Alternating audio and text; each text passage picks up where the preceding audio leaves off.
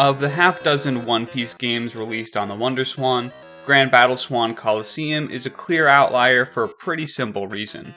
It's great. Not great for its time, not great for its console, not great with a translation guide. Just great. Pure honest fun with an excellent presentation. This third entry in the One Piece Grand Battle series keeps its predecessor's focus on 2D fighting, just replacing its polygonal PS1 graphics with Swan-appropriate pixel art. Due to it using the Wonderswan's landscape view for that horizontal screen real estate that a fighter needs, there's only 2 buttons and a D-pad at play. Since one of those inputs is for jumping, this is effectively a one-button fighter, and it pulls off a lot with so little. Different abilities fire off if you attack while holding a direction, and you also get sprinting attacks, aerial attacks, and a special by holding down both buttons simultaneously. There's even some inputs that are contextual based on your range from your opponent, where at a distance you might just throw a single long-range punch, but up close it'll act as a standard combo starter. To help bolster this relative simplicity, there are items just like games 1 and 2, a combination of throwables that you can launch at your opponent's face, as well as temporary status buffs and energy for your special meter. But that simplicity is part of the appeal, and the randomness brought about by items helps reinforce that this is a party fighting game first and foremost. No special inputs to be found, and it's even quite a bit faster than the PS1 Grand Battle as well. The Straw Hat Crew's 6 members are your starting roster, but that can eventually expand to 13 after completing the arcade mode with enough characters and the right conditions. This arcade mode is a simple string of 7 single elimination battles, with a couple dialogue events preceding some of the fights. This game was made at a time when the Alabasta saga was the ultimate multi-year storyline that One Piece had to offer, and it's the primary focus here.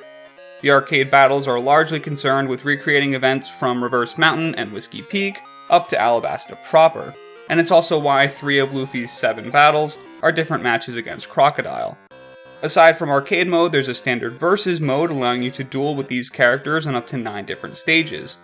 That's about all there is to it, and that's why this is one you can easily enjoy without speaking the language of glorious Nippon, or even using the guide of someone who can. You're only like 3 button presses away from simple arcadey fun from the moment you hit the start menu, and that's an attribute that a lot of the modern One Piece games could stand to emulate. Another area where Grand Battle Swan Colosseum outclasses a lot of One Piece games of today is the civilization-carrying banished elephant in the room that's been staring you in the face since the start of this video. This might be one of the best looking games I have ever played. If Treasure Wars is where One Piece pixel art hit its stride, Swan Colosseum is where it hit its whiskey peak. The characters look excellent with high quality, high density pixel work that captures the look of the manga to a T.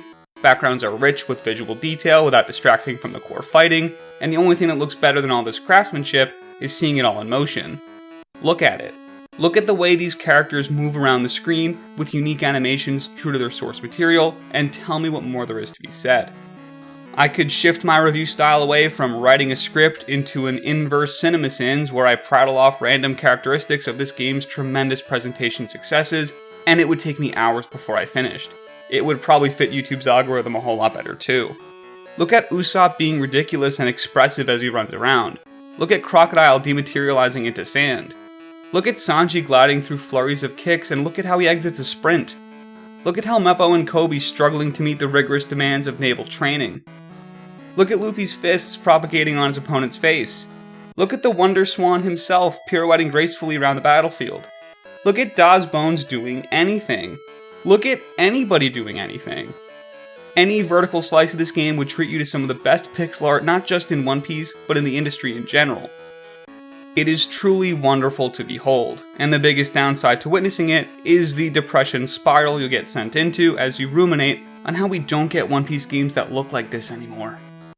Because apparently the bar nowadays for art style in One Piece games is throwing some Straw Hat models into an Unreal Engine 4 environment pack and then calling it a day. And if that's not exactly what they do, then they're doing a damn good job deceiving me. But playing the Grand Battle series is proof that my high standards are not unrealistic. A drawing-based medium with thousands of beautiful illustrations, especially one with as unique a style as One Piece, deserves an adaptation that respects that style and treats presentation as a high priority. I don't think we've gotten a One Piece game in the past half-decade that understands that. Swan Colosseum's cohesive style serves as a contrast for an entire generation of One Piece games that lack one, and I hope that changes soon. That cohesive style is one you might have seen before despite living where the sun sets, because North America exclusive One Piece for the GBA borrows a ton of assets from this one and repurposes them into a 2D beat-em-up. I covered it already a few years back and will put a link in the description if you want to see more of that one. But if you want to see more of this one, One Piece Grand Battle Swan Colosseum, you might be better served by just playing it yourself. Its simple gameplay is elevated and deserving of its grand title because of how excellently that gameplay is presented. And with how little barriers exist from the translation side of things, this is certainly the most approachable One Piece game that didn't make it stateside.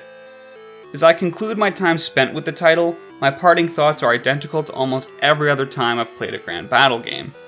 God, I wish they would bring this series back.